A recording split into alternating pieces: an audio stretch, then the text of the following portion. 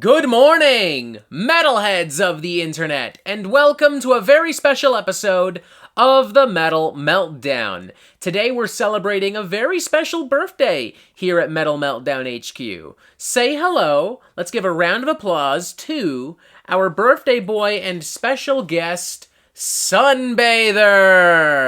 Sunbather turned 10 years old back in June, but is celebrating with a special birthday blowout at the end of this week with a special remaster and remix. Isn't that exciting? I remember when you were born too. You were just a wee little babu baby. You were so cute.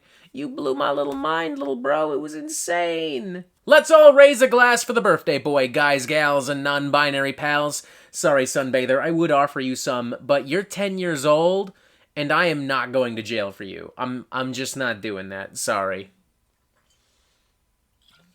Talk to me when you're 19, then we'll talk, alright? In the meantime, there's some birthday cake in the fridge. Why don't you go have it that? That's all yours. Go nuts. Go nuts! It's all yours!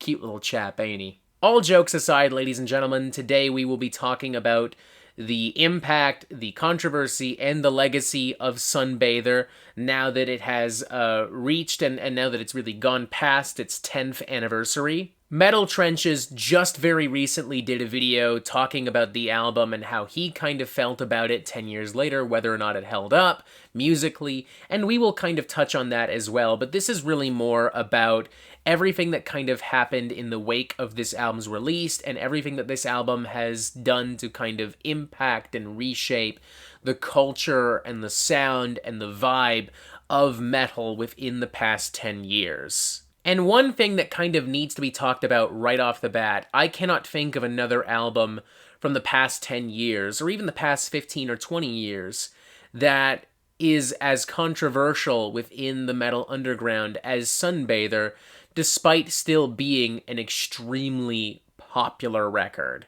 Like, this was a solid commercial success back in the day, selling tens of thousands of copies, putting Deafheaven on the Billboard 200. It got them on big tours with Between the Buried and Me and Carcass. It was, from a critical perspective, an absolute undeniable smash hit, critically acclaimed across the board, multiple 4 out of 5, 4.5 out of 5, 5 out of 5, 10 out of 10 scores across the board, not just from like Decibel or Kerrang, but like reputable institutions and stuff like that. It holds a 93 out of 100 on Metacritic all these years later. It is, according to Metacritic, one of the best reviewed albums of 2013, if not the best reviewed album released that year.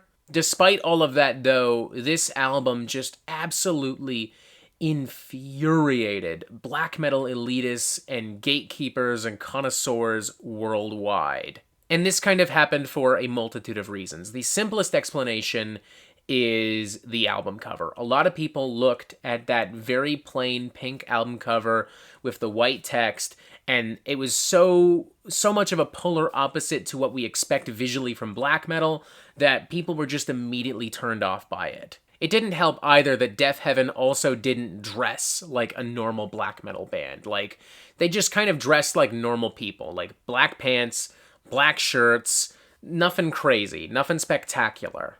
No corpse paint, no spiked gauntlets, no big leather jackets or patch jackets, you know. They just kind of showed up as if they just came from, like, I don't know, like a day at the office. I don't know what kind of office they're working at with all black, but whatever. It was a much more casual, simplified, normal people look in comparison to, you know, the standard black metal garb. Another reason is the commercial appeal. There is this kind of idea, not just within black metal, but within the metal community as a whole, that once something gets really popular, once something becomes more well-known or trendy, it's just automatically bad. We need to abandon it entirely, completely. And that in and of itself, I think, is honestly really funny, because you'll have these same people going, man, I wish more people listened to X band or Y band, and then X band or Y band starts to sell a couple of records, and they're like, well, they were better when they were underground. They're fucking posers now. Blah. But that's a whole other ass conversation. The point is, Deafheaven being a band that was kind of lumped in with black metal, with subgenres of black metal, post-black metal and blackgaze specifically, while being critically acclaimed, while having commercial success, while having, like, legitimate influence while being like trendy and kind of hot, that did not sit well with them.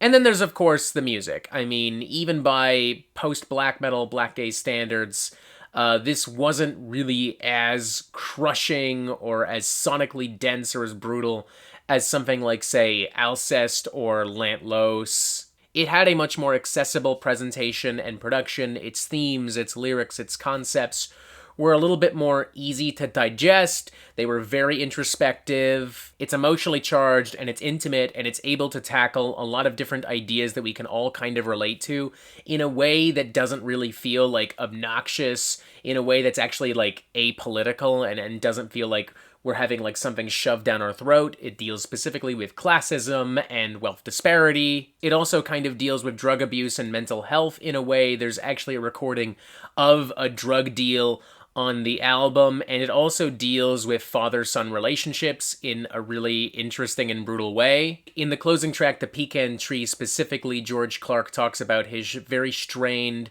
and uncomfortable relationship that he has with his father, and he kind of talks about how he's scared of becoming his father, and he even concedes lyrically that he may have already, in a lot of ways, become his father, in a way that is really poetic and really vulnerable and really blunt. And this kind of like social commentary and emotional openness and vulnerability, it's not really something that black metal fans really want to see in black metal. Which makes sense. Black metal prides itself on being cold and dark and brutal, no emotions, only hate, which is an emotion, but whatever. Black metal also kind of tries to pride itself on being apolitical, which isn't really true either, considering you have like radical anarchist black metal and national socialist black metal, but whatever. At the very least, black metal fans try to convey this image of not really being as concerned about these things as, say, other groups of music listeners.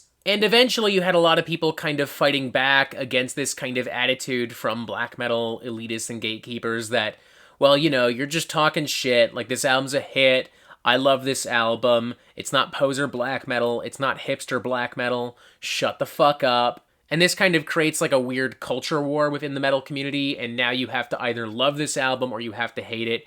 You can't be in the middle, you have to pick a side. As this kind of micro culture war got more intense, there were a lot of people who kind of took advantage of this and just started being real shit disturbers. Hipster black metal is a great example. Their entire reputation is built upon a foundation of just like talking shit about Deafheaven and Sunbather and really any other kind of like, quote, trendy black metal or extreme metal. I'd say Music of Destruction is another example of this as well. He's made a lot of videos over time about how bands like Deafheaven are ruining the image of metal. They're destroying, like, how free and how brutal metal is, and, like, they're mainstream, they're Hot Topic core, they're whatever, they're gay, they're to this, they're to that, blah, blah, blah. Some of you may remember a story, I've told it a couple of times, where when this was a much smaller channel and Music of Destruction wasn't so far off the deep end, like, they were not so far, at least, they were called the Underground Metal Gamer, and I wanted to do a video about, like, the most important, the most essential, the most iconic metal albums of the 2010s, because we were kind of going into 2020, and I kind of wanted to reach out to a bunch of different people, and everyone was going to talk about an album, and I wanted to talk about Sunbather specifically, and Music of Destruction commented by calling me a homophobic slur and telling me that I was retarded and I should be lobotomized. I haven't really spoken to MOD since, but I mean, anyone who's observed his channel in the past couple of years will know that really ever since the beginning of 2020, he's become like a far more unhinged and unreasonable person. And that happened like 6-7 years after the release of Sunbather, so you can imagine how tense things were at the time. Hell, I don't need to imagine it because I was there. I remember being a more conservative, close-minded kind of metal guy. Like, I only liked to listen to like my 80s thrash and death metal and my grind. If it wasn't Metallica, Slayer, Napalm Death, I didn't really give a shit. Black metal was a genre that I kind of really struggled to get into for a while. There was stuff from Behemoth and Watain that had finally piqued my interest. But I would say that listening to Sunbather was one of those moments where everything just kind of like snapped and came into focus, like all the planets aligned. I just thought it was so different. It was so much more expressive, and it was so much more heartfelt and so much more urgent and poignant than a lot of the other black metal that I was kind of hearing at that time. And though I recognize and understand that, like, Deafheaven are by no means pioneers of blackgaze, post-black metal, whatever you want to call it, that was the first time I heard that sound, and I would say that, like, they remain poster boys of that sound to this day. Like, the way I see it, bands like Alcest, Boston Age, Lantlos, they're kind of like Deaf, Autopsy, and Possessed. They kind of like pioneered the genre, whereas Deafheaven is more like Cannibal Corpse, where they became like the face of it. Anyways, I remember wanting to talk about this album back in the day because I was like so excited and enthralled and kind of like fascinated by it. And a lot of like the metalheads that I knew online at the time on like social media, like Facebook, Tumblr, that kind of crap, like anytime I would talk to them, the reaction is, dude, that's gay poser shit. You're a fucking idiot. Go fuck yourself. Like, there was a lot of hostility and there was a lot of bullying, and I thought that that was really weird. Meanwhile, I was showing that album to people kind of like outside of metal, like maybe people that were in my friends group that weren't really metalheads, and they were much more open to it, and they were much more interested in it. And now some of those people, like, they're more into metal now. Like, that album ended up being kind of a gateway for some of them to get into a lot of metal and extreme music, even if they don't still listen to it to this day. And seeing the reaction that, like, metalheads had online to this album, and then seeing, like, the in real life reaction to, like, in real life people, that kind of, like, that kind of made something click in my brain. And then from there was a gradual progression and change in my character, in how I looked at music, in how I talked about music, and obviously specifically metal. From my perspective, the black metal fans that I knew were wrong, because Sunbather was a great album, and it didn't matter if I didn't agree with them or if I was a poser or whatever, because I just really liked that album, and that's all that should fucking matter. And that kind of helped to make me want to explore more stuff as well. Like, when I finally got into metalcore, it wasn't by checking out like Killswitch Engage or As I Lay Dying.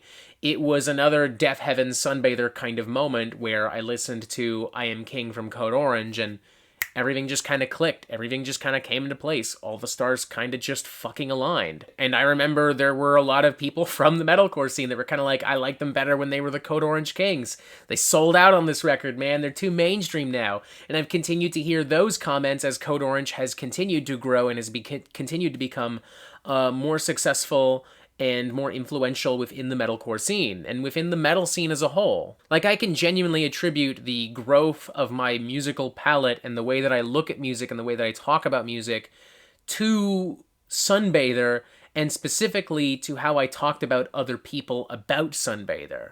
I feel like, in a way, the success of Sunbather kind of, like, shined a light on the American black metal scene as a whole, too. I mean, feel free to correct me if I'm wrong, because I was literally a fucking, like, 19-year-old, 20-year-old, but, like, at the time, reading, like, Decibel, Revolver, Metal Hammer, Kerrang, Exclaim, all that kind of stuff, it did kind of feel like suddenly these outlets cared a lot more about, like, black metal in the United States, and really in North America as a whole, because of the success of Deafheaven, and now everyone's kind of trying to find the next Deafheaven.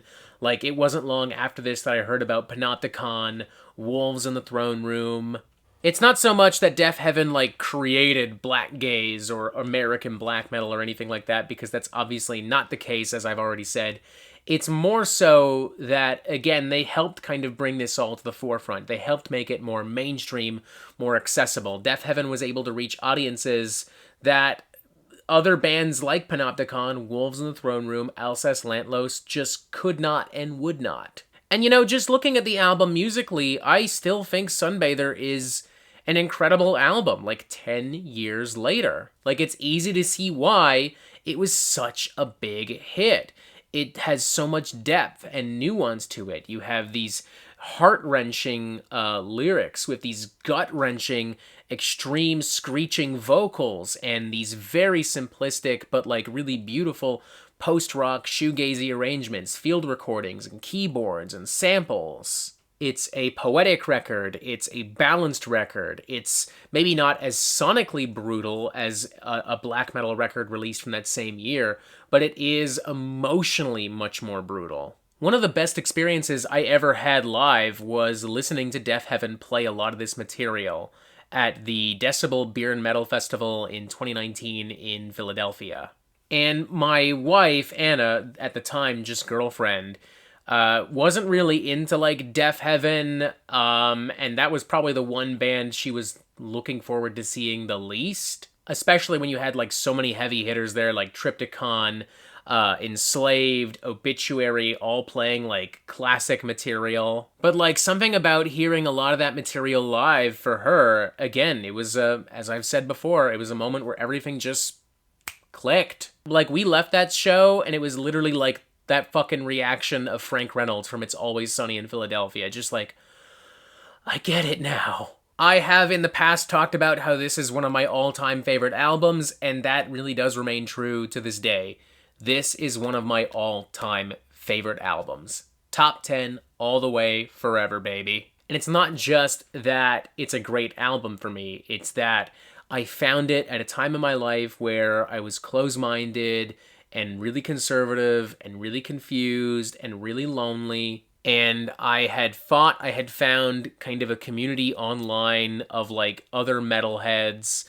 And then I got into this album and it kind of tested that, and it kind of challenged what I thought of metal and the community. And it also kind of challenged me and with time changed me and how I look at music and how I talk about music. And it's kind of continued to change the relationships that I have with people and the kind of conversations that I have about music. And you can laugh and giggle and chuckle and tell me I'm a gay poser if that makes you feel better, if that's what you want to do. But like, we all kind of have one album in our lives that really just means something really important to us. Maybe it is a classic album, like, again, Master of Puppets from Metallica, or Paranoid from Black Sabbath. Maybe if you love black metal, it's something from Mayhem, Burzum, Darkthrone, Immortal, Emperor, Enslaved, Watain, whoever. For me, Sunbather is one of those albums. In the past, I've also talked about how, like, you know, if it weren't for Napalm Death, Robert wouldn't be here. And now, honestly, there's a part of me that wonders, like, maybe I could say the same thing about Sunbather from Deafheaven. At the very least, the Robert that you know isn't here without albums like Sunbather.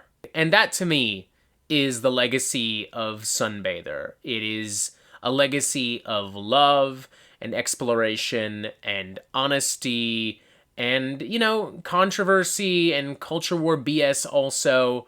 But, you know, I kind of feel like those other things, you know, they're just a little bit stronger. They're just a little bit more important. And I think years from now, that's the stuff that's going to really matter to me and to people who love this album and to people who continue to love this album and everything that they kind of heard about because of this album. And with that in mind, thank you, Sunbather, and thank you, Deafheaven. I can't share a drink with a 10-year-old album.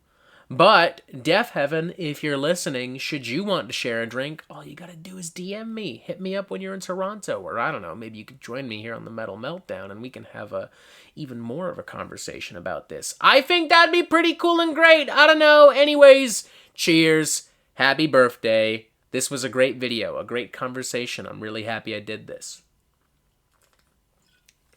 Not looking forward to seeing comments from, black metal nerds and gatekeepers, though, because 10 years later, mentioning Sunbather, mentioning Deafheaven, it riles feathers. It makes people real mad, turns them into real pissy party poopers real quick. Uh-oh. What's gonna happen? I don't know. Thank you for watching. I hope you really enjoyed this video. I hope you learned something, and even if you didn't, even if you just sat there and got mad at me because I'm a gay poser or whatever, thanks for tuning in regardless. Fuck it. More money in my wallet, dislikes count as views, who cares? Press this button to subscribe. Look, there's even more videos here. Join us on Discord, pick up some merch on Redbubble, and as always, you have yourself a fantastic, fucking day.